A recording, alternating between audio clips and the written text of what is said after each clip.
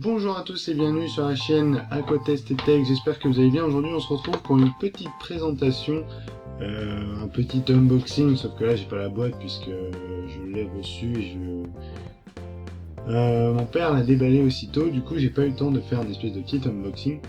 Mais c'est pas grave, je vais vous le présenter comme ça. Alors c'est ce qui se trouve devant moi. Alors je précise pour ceux qui viennent regarder mes vidéos que c'est un accessoire de plongée. Voilà. Donc tous ceux qui sont pour la technologie, et bah tant pis, ça sera une autre vidéo. Mais ça vous coûte rien de rester et de pouvoir découvrir ce que c'est. Enfin bref, donc aujourd'hui, petite présentation d'une tablette pour écrire sous l'eau, et oui parce qu'il existe des tablettes pour pouvoir écrire sous l'eau. Donc ça s'appelle, bon, ça n'a pas un grand nom, c'est une tablette Aquapool, quoi, ce que vous voulez. Donc ça se présente sous cette forme. Alors, attendez, hop, ça se présente sous cette forme. Donc vous avez donc comme ça un gros, en gros c'est un bout de plastique, hein, tout simplement. Un bout de plastique comme ça qui va donc qui est étanche, mais bon, du plastique en soi ça n'a pas trop de problème pour aller sous l'eau. Et donc en fait ce sont des endroits où vous allez pouvoir écrire grâce à tout simplement en fait un crayon de papier étanche. En règle générale c'est étanche un crayon de papier. Donc celle-là vient de la marque Aquatis. J'ai pas regardé exactement le prix, mais ça doit valoir une cinquantaine d'euros. C'est un petit peu cher, mais voilà, c'est assez intéressant. Donc pour en fait tout ce qui est encadrement et tout ça, pour pouvoir écrire et expliquer les choses pour que ce soit visuel. Donc voilà, alors qu'est-ce qu'on retrouve dessus? Donc on retrouve déjà deux faces où on peut écrire.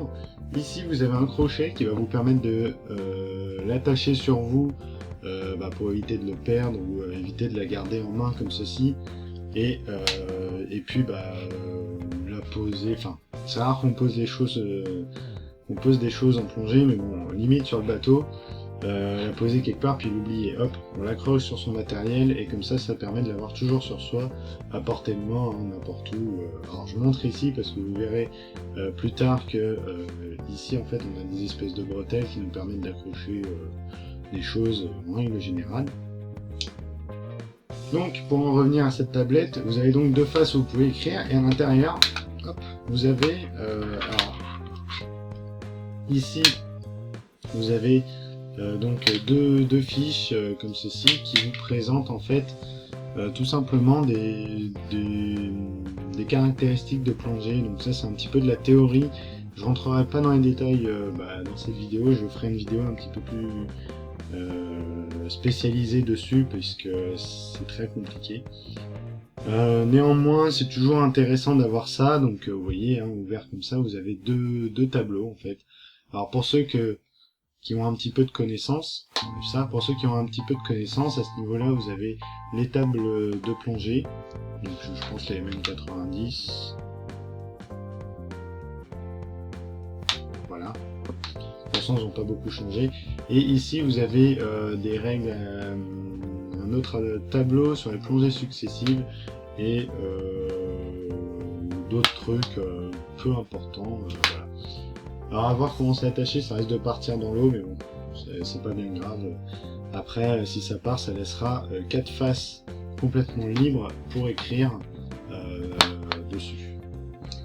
Alors évidemment, dernière petite chose, je vous parle d'écrire, mais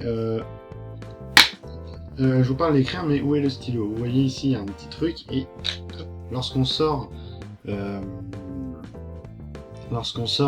bien le stylo, au final, c'est un crayon de papier. Au bout, vous avez une grosse mine en carbone, normalement, qui va vous permettre d'écrire de manière propre, de manière très propre, très salissant d'ailleurs. Et cette mine, voilà, vous pouvez la sortir de son étui, comme ceci. Donc vous pouvez aller la tailler via un taille-crayon, hein, tout bêtement. Donc vachement pratique et ça évite que ça s'use vite au final. La fixation a l'air de bien tenir, après c'est du plastique, donc le plastique dans l'eau, comme je l'ai dit, ça gêne en rien. Voilà, donc je pense que ça devrait avoir une bonne fonction. On va en finir pour ce petite présentation unboxing de cette tablette. Donc bon, je vous donne mon avis rapidement. Je pense que c'est très bien. Alors petit inconvénient, vous voyez la taille de ma main, c'est une grosse tablette, donc à avoir sur soi c'est un petit peu compliqué, je pense quand même à l'avoir accroché. Vous pouvez donc l'imaginer accroché à ce niveau-là. Donc bon, en soi, quand on est debout, ça gêne pas. En plus, je pense si on l'emmène en plongée, c'est fait pour eh bien l'avoir relativement souvent en main pour pouvoir mettre des choses, des trucs comme ça. Donc je pense que oui, c'est effectivement très intéressant et quand même assez pratique. Même si je viens de dire que c'était pas pratique du fait de sa taille, mais du fait de la surface et surtout du crayon qui est assez spécial, pour écrire ça sera vachement pratique sous l'eau. Tout de suite je vais vous présenter 3 autres produits du même style et on va faire une petite comparaison. Allez, à tout de suite. Voilà, donc on se retrouve avec un autre produit, donc en plus de notre Aquatis, la tablette Aquatis. Ici nous avons une Scuba Care. Donc pareil, c'est une... Alors celle-là c'est tout ce qui est plus simple à mon avis, elle doit pas valoir très cher. Je suis pas allé voir les prix, je suis désolé, à mon avis à peine une vingtaine d'euros et encore pour mettre de la marge. Donc là c'est très simple, hein, vous avez un morceau de plastique où vous pouvez écrire des deux côtés. D'ailleurs je vous mettrai un petit plan de ce qu'il y a déjà écrit dessus. Dessus c'est très simple, vous avez donc un bout de plastique et un élastique, voilà, une espèce de machin lambda, et au bout un petit crayon de papier. Alors celui-là c'est un crayon de papier tout à fait normal. Avant il y avait une mine de carbone, mais elle a cassé ou je sais plus ce qui lui est arrivé. Du coup un crayon de papier ça suffit pour avoir des écritures comme vous avez pu le voir. Alors, petite explication un petit peu entre ces deux tablettes et je vais vous en présenter une autre un petit peu spéciale que je n'ai pas retrouvée malheureusement, mais je pourrais vous l'expliquer très simplement et vous mettre une image à l'écran. Alors, cette tablette comparée à celle-là déjà, bon, très facilement transportable, même si donc au niveau des tailles, voilà, vous pouvez voir un petit peu, elles sont à peu près équivalentes, même si à ce niveau-là, voilà, vous perdez 2 cm à peine.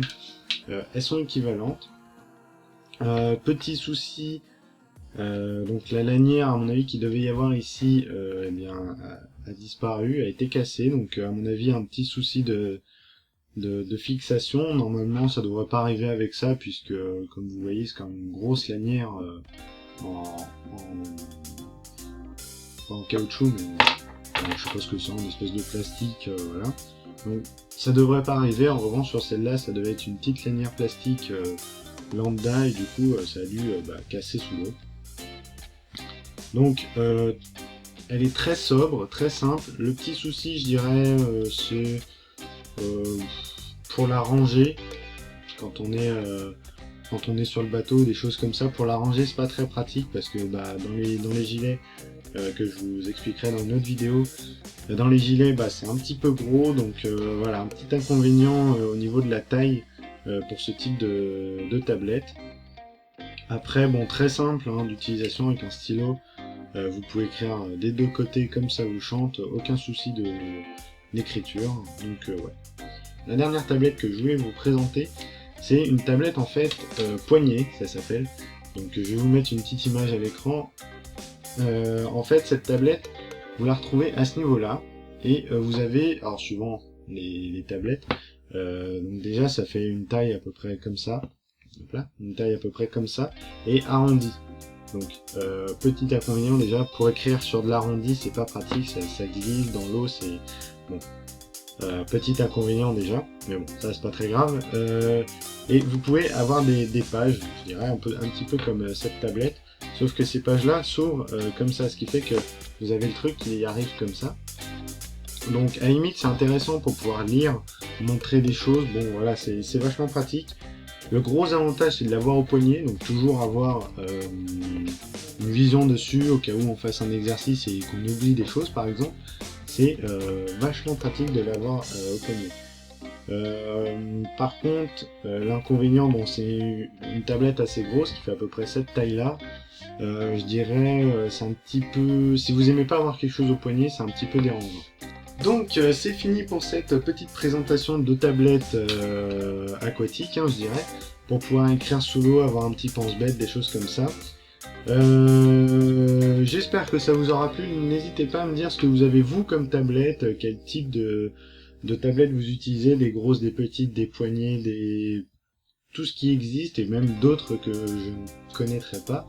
N'hésitez pas à me le dire et moi ça me fera plaisir et je referai peut-être une présentation avec des nouvelles tablettes qu'on m'aura donc présentées et que je ne connaissais pas.